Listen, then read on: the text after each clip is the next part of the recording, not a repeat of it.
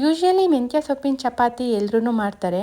ಈ ಥರ ಮೆಂತ್ಯ ಸೊಪ್ಪನ್ನ ಯೂಸ್ ಮಾಡಿಕೊಂಡು ಸ್ಟಫ್ಡ್ ಪರಾಟನ ಒಂದ್ಸಲ ಟ್ರೈ ಮಾಡಿ, ತುಂಬಾ ಟೇಸ್ಟಿಯಾಗಿರುತ್ತೆ. ಮೊದಲಿಗೆ 1 ಕಪ್ ಮೆಂತ್ಯ ಸೊಪ್ಪು, ಕ್ಯಾರೆಟ್, ಆನಿಯನ್, ಕೊತ್ತಂಬರಿ ಜೊತೆಗೆ ಸಾಲ್ಟ್, ಟರ್ಮರಿಕ್, ಜೀರಾ ಪೌಡರ್, ಅಜ್ವಾನ, ಚಿಲ್ಲಿ ಪೌಡರ್ನ ಹಾಕಿ ನೀಟಾಗಿ ಒಂದು ಮಿಕ್ಸ್ ಮಾಡಿಕೊಂಡು ಒಂದು ಪ್ಯಾನ್ಗೆ ಸ್ವಲ್ಪ ಆಯಿಲ್, ಮೆಂತ್ಯ ಸೊಪ್ಪನ್ನು ಹಾಕಿ ಸ್ವಲ್ಪ ಫ್ರೈ ಆದಮೇಲೆ ಲಾಸ್ಟಲ್ಲಿ ಕಡಲೆ ಪೌಡರ್ನ ಹಾಕಿ ಮಿಕ್ಸ್ ಮಾಡಿ ಎತ್ತಿಟ್ಕೊಂಡಿದ್ದೀನಿ. ಇದು ಪೂರ್ತಿ ತಣ್ಣಗಾದ್ಮೇಲೆ ರೌಂಡ್ ಶೇಪಲ್ಲಿ ಉಂಡೆಗಳನ್ನ ಮಾಡಿ ಎತ್ತಿಟ್ಕೊಂಡು ಪರಾಟ ಮಾಡ್ಕೊಳ್ಳೋದಕ್ಕೆ ಗೋಧಿ ಹಿಟ್ಟನ್ನು ಚಪಾತಿ ಅದಕ್ಕೆ ಕಲಿಸ್ಕೊಂಡು 10 ಮಿನಿಟ್ಸ್ ನೆನೆಯೋದಕ್ಕೆ ಬಿಟ್ಟು ಉಂಡೆಗಳನ್ನ ನೀಟಾಗಿ ಸ್ಟಫ್ ಮಾಡಿಕೊಂಡು ಡ್ರೈ ಗೋಧಿ ಹಿಟ್ಟಲ್ಲಿ ಪ್ರೆಸ್ ಮಾಡಿ ಪರೋಟಗಳನ್ನ ಲಟ್ಟಿಸ್ಕೊತಾ ಇದ್ದೀನಿ. ಈ ಪರಾಟನ ನಾವು ಎಷ್ಟು ತೆಳುವಾಗೂ ಬೇಕಾದ್ರೂ ಲಟ್ಟಿಸ್ಕೋಬೋದು. ಯಾವುದೇ ರೀತಿ ಸ್ಟಫಿಂಗ್ ಕೂಡ ಈಚೆ ಬರೋದಿಲ್ಲ. ಮೆಂತ್ಯ ಸೊಪ್ಪಿಗೆ ಮಸಾಲೆಗಳನ್ನೆಲ್ಲ ಹಾಕಿ ಆಯಿಲಲ್ಲಿ ಫ್ರೈ ಮಾಡ್ಕೊಂಡಿರೋದ್ರಿಂದ ಕಹಿನೂ ಕೂಡ ಇರೋದಿಲ್ಲ. ಕಾದಿರೋ ತವಾ ಮೇಲೆ ಹಾಕಿ 2 ಕಡೆ ಆಯಿಲ್ ಹಾಕಿ ನೀಟಾಗಿ ಬೇಯಿಸ್ಕೊಂಡ್ರೆ ತುಂಬಾ ರುಚಿಯಾಗಿರೋ ಅಂಥ ಮೆಂತ್ಯ ಸೊಪ್ಪಿನ ಸ್ಟಫ್ಡ್ ಪರಾಟ ರೆಡಿ ಆಗುತ್ತೆ.